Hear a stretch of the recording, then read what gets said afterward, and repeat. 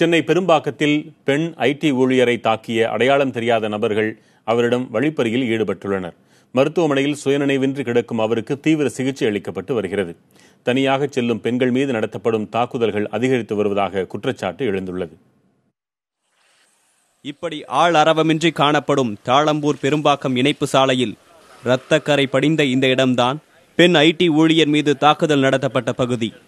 ஆந்திராவைச் சேர்ந்த அவர் சென்னை நாவலூரை அடுத்த தாளம்பூரில் தங்கி மென்பொருள் நிறுவனத்தில் பணியாற்றி வந்துள்ளார். பணி முடித்துவிட்டு இருசக்கர வாகனத்தில் பெரும்பாக்கம் வழியாக சூழிங்கநல்லூருக்கு சென்று கொண்டிருந்தார் அந்த பெண். பின்தொடர்ந்து சென்ற அடையாளம் தெரியாத நபர்கள் சிலர் அந்த பெண்ணை வழிமறித்து தாக்கியுள்ளனர். நிலை குலைந்த அவரை மிரட்டி 15 சவரன் தங்க நகைகள், 40,000 ரூபாய் விலை உயர்ந்த கைபேசி ஆகியவற்றை திருடிச் சென்றுள்ளனர் கொள்ளையர்கள். படுகாயங்களுடன் மயக்கமடைந்த அந்த பெண் அருகில் இருந்தவர்களால் மீட்கப்பட்டு தனியார் மருத்துவமனையில் அனுமதிக்கப்பட்டுள்ளார். தலையில் பலத்த காயமடைந்து சுயநினைவின்றி இருக்கும் அவருக்கு தீவிர சிகிச்சை அளிக்கப்பட்டு வருகிறது.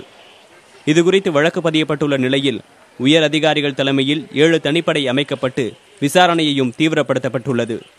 சம்பவம் நடைபெற்ற இடத்தில் வேறெங்கும் சிசிடிவி கேமரா இல்லாததால் முதற்கட்ட விசாரணையில் சுணக்கம் ஏற்பட்டுள்ளது. பெரும்பாக்கம், செம்மஞ்சேரி, சுனாமி குடியிருப்பு உள்ளிட்ட பகுதிகளில் உள்ள குற்ற பின்னணி உடைய நபர்களிடம் விசாரணையும் நடத்தப்பட்டு வருகிறது.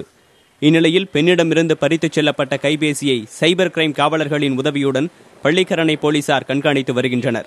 தொழில்நுட்ப வளர்ச்சிக்கு சாட்சியாக திகழும் சென்னை ராஜீவ்காந்தி சாலையில் குற்றச் சம்பவங்களும் அதிகரித்து வருவதாக கவலை தெரிவிக்கும் அப்பகுதி மக்கள் காவல்துறையினர் ரோந்து பணிகளை தீவிரப்படுத்த வேண்டும் என கோரிக்கை விடுத்துள்ளனர்.